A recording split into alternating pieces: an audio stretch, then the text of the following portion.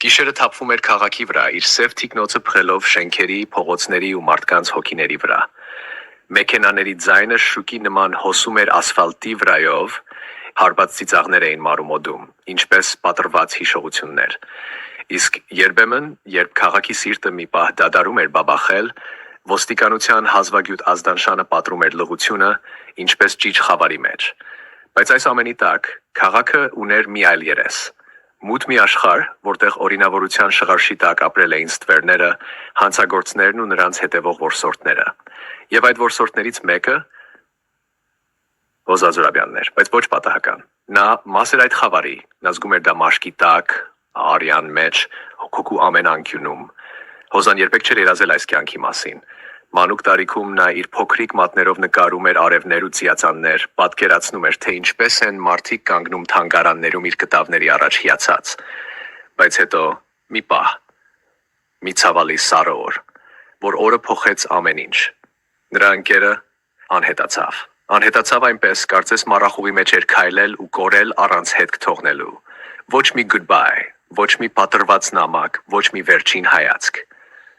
Ոստիկանները իրենց ձեռքերը լվացին, ասացին կպարզենք, բայց անտարբերությունը խեղդեց ամեն բան։ Հենց այդ պահին Ռոզան հասկացավ, արդարությունը պատրաստ չէ գալ։ Եթե նա ուզում է ճշմարտությունը, ինքը պիտի փորփրեր խավարը ու դուրս քաշեր այն, թեկուզ արյան գնով։ Սրանից հետո նա այլևս չընկարեց։ Նրա վրձինը դարձավ հրացանը, կտավը հանցագործության վայրը։ Նա սովորեց լսել լռությունը, կարդալ ստվերները, զգալ սուտը նույնիսկ ամենաքաղցր ժպիտի հետևում։ Ռոզան նստած էր սեղանի մոտ։ Նրա միտքը տապալված էր, ինչպես մի լուռ քարափ, որի մեջ ամեն ինչը խառնվել էր, բայց ոչինչ չկար։ Բառերը չկային, բայց սրտի ծանրությունը ստիպում էր նրան զգալ ամեն ինչ։ Ինչ որ եղել էր, բայց նա չէր կարողանում դա հիշել։ Հիշողություններ, որոնք թվում էին ուղեկցող, բայց հանկարծ անհետացել էին, թողնելով միայն աննկատելի վիհի կիսատեզրերը։ Նա շոյում էր իր ձեռքը, դողալով, տեսնելով, որ մատները գրեթե չեն կարողանում համատեղվել։ Երբ նա սկսեց մտածել, վեր էր պրծնում նրա հոգին, անհետացավ մի օր, երկու օր, ապա երրորդը ամեն ինչ, ինչ զգացել էր։ Արսենը մտավ սենյակ ու նրա ձայնը, որը հնչեց էր բարձր ու միաժամանակ փափուկ, վախը հասնում էր մի տեսակ մութ ներքին ճեղքման աստիճաններից դուրս, լսելի դարձնելով բոլոր ճիչերը։ Ինչ ես մտածում։ Նրա ձայնը պառկեց, բայց 1.5 պահ էր, եթե նա չհարցներ, պատասխան չէր տա։ Ռոզան անմատչելի էր, որ հայացքը չէր հասցնում։ Նա չկարողացավ պատասխանել։ Պատասխանելու փոխարեն խռոված էր։ Միայն նրա սիրտը պտտվում էր, կարծես հրաշքի հետ բախված լիներ։ Չեմ կարող շարունակել, նա շնջաց, ձայնը կտրվեց նրա շուրթերից։ Պատասխանելու տարուբերումները շուտ դադարում էին։ Մենք պետք է իմանանք, պետք է պարզենք ամեն ինչը։ Ինչու դու ինձ այսպես արեցիր։ Արսենը կանգնած էր մոտը, չհասկացելով նրան։ Ինչպես կարելի է դա հասկանալ սրտի ամեն մի ծակելուց հետո։ Գրող մարդը չէ, որ կարող է նեղվել մի կորուստից ու վստահ լինել, որ այդ ամեն ինչը մի վախճան կունենա։ Մենք պետք է գնանք այնտեղ, նա տագնապված շշնջաց, բայց այդ բառերը չափազանց էին ծանր։ Ամբողջովին նրանց ամեն տեսակ շոշափված տարածությունը ամենուր համարվեց բաշխելով։ Ալպինակիոն այգին մեկ-մեկ է սայթաքում նրա մղցավանջի կենտրոնից ու կարճ հանդիպելու շերտ էր տեղական անհավատալի որոշ։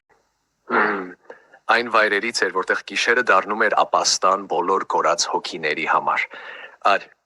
Այստեղ էին գալիս նրանք, ովքեր փախչում էին անցյալից կամ որոնում էին մոռացված ապագան։ Հարբեցողներ, հանցագործներ, գործարարներ բոլորը հավաքվում էին այստեղ մի տարածքում, որտեղ չկային սահմաններ, միայն ստվերներ։ Երբ Ջոուզը դանդաղ բացեց դուռը, նրան ողջունեց խիտ ալկոհոլի հոտը, էժանագին ծխախոտի ծակող բույրը եւ մի ուրիշ բան, անտեսանելի, բայց զգացվող, վախի հոտը։ Նա կանգ առավ շեմին, մի պահ թույլ տալով աչքերին ընտելանալ լույսի խաղին։ Տարածքում թափառող երաժշտությունը մռայլ մեղեդու պես սողում էր ուղեղի խորքերը։ Նա քայլեց ներս, բարձրակրունկների ձայնը խախտեց լռությունը, որը միայն ներսում լսվող աղմուկի ետևում էր թաքնված։ Բարմենը լուռ մաքրում էր վաճառասեղանը, մի զույգ ծիծաղում էր մի անկյունում, իսկ մի քանի տղամարդ շուկով վիճում էին մի սեղանի շուրջ։ Բայց Ֆրուզի հայացքն անմիջապես գամվեց հեռավոր անկյունում։ Ստվերների մեջ նստած էր մի մարդ, մենակ, բայց մի տեսակ դաժանորեն ներկայով։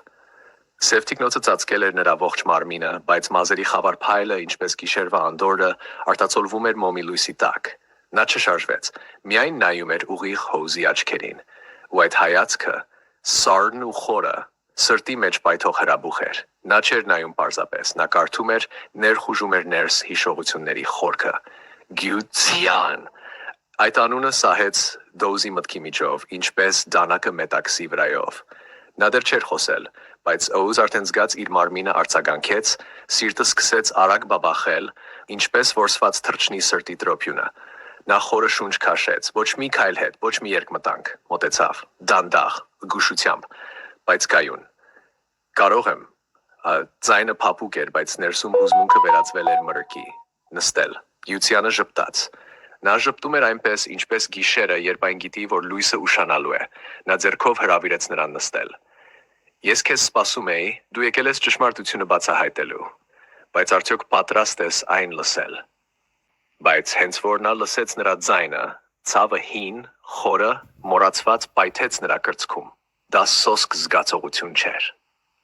Դա տանջանք էր։ Ինչ որ բան այրվում էր ներսում միանգամայն մռայլ, բայց անբացատրելիորեն քաղցր։ Քորուստի արձագանք, մի զգացում, որ բորբոքվում էր ամեն շնչի հետ։ Ձայնը անծանոթ, բայց խորը ծանոթ։ Ոչ մի բառ չէր ճանաչում, բայց սիրտը ճանաչում էր։ Կարծես այս մարդը 1000 տարի ապրել էր նրա ներսում, անանուն, անանձնական, բայց սիրելի։ Եվ հենց այդ պահին շողացին հիշողությունների կիսատ բեկորները։ Վիծաղ, որ դողում էր գիշերային երկնքի տակ, հպումներ, քամու պես անտեսանելի համբույրներ, որոնք դեռ շուրթերին էին, մինչդեռ տարիներն անցել էին։ Սիրտը փշրվում էր։ Նրա ներսում ամեն ինչ գոռում էր հախիր։ Բայց նույն այդ ներսը սուսուփուս շշնջում էր մնա։ Նա չգիտեր ինչու, բայց նա զգում էր։ Եվ այս զգացումը կուլ էր տալիս ամբողջ էությունը։ Ռոուզը բարձրացրեց հայացքը։ Նրա աչքերը հանդիպեցին անծայր անդունդին սառը, բայց խորտ չեղող։ Այդ աչքերում կար այն, ինչ նա կորցրել էր, կամ միգուցե երբեք չէր ունեցել։ Նրա մատները դողում էին, բայց նա բռունցք արեց, սեղմելով սեղանի տակ։ Նա ուզում էր խոսել, հարցնել, աղաղակել, ո՞վ ես դու ինձ համար, բայց ոչ մի բառ դուրս չեկավ։ Փոխարենը շուկի պես, շնչառության պես, մաքուր ու հստակ նա ասաց. Ես եկել եմ ճշմարտության հետևից։ Եվ չեմ հեռանա, մինչև ամեն բան չիմանամ, նույնիսկ ամենավերջին մանրուքը։ Նրա դիմաց կանգնած մարդը ժպտաց, ոչ ոք այնպես չէր ժպտում։ Այդ ժպիտը գայթակղիչ ու սառնասրտ շոյեց հոգին, հետո կտրեց ինչպես դանակը։ Նախքան պատասխան տալը թույլ տուր, որ նկայրանամ, նրա ձայնը մեղմ էր գրավիչ, բայց պողպատից կերտված։ Դյուսյան Դիմիտրոս։ Նրա սիրտը խորտակվեց, ոչ թե կոտրվեց, այլ սարսափելի ուժով փլվեց իր ծանրության տակ։ Այդ անունը Յուսյան, ինչ որ խորքից, ինչ որ մոռացված վայրից, այն բեկորների միջից, որտեղ հիշողությունը երբևէ չի համարձակվել մոտենալ, եւ միևնույն ժամանակ այն այնքան հարազատ էր, որ ցավեցրեց։ Անունը ծանոթ էր նրա հոգուն, ոչ մի կերպ նրան ուղեղը չէր հասկանում, բայց մարմինը հիշում էր։ Նրա ներսում փոթորկվեց ամեն մի հույս, զայրույթ, սարսափ, անհասկանալի հույս, ու մի քաղցր, բայց կրծող ցավ, որը պոկում էր ներսից։ Աչքերը լցվեցին արցունքներով ոչ թե թույլ, այլ հստակ ու խիզախ։ Ամեն կաթիլում կար մի ամբողջ մոռացված անցյալ։ Յուսյան, շշնջաց նա, եւ այդ շշունչը մեղմ, բայց դողացող փշրեց օդը։ Այդ անունը պարզապես անուն չէր, դա մի ամբողջ կյանք էր։ Մի կյանք, որը մեկ ուրիշը խլել էր նրանից, որպեսզի մոռանա, որպեսզի չզգա։ Բայց հիմա այդ դատարկությունն արդեն չէր լռում։ Այժմ այն խոսում էր, գոռում էր. Ինչու նա ջնջեց իր հիշողությունները,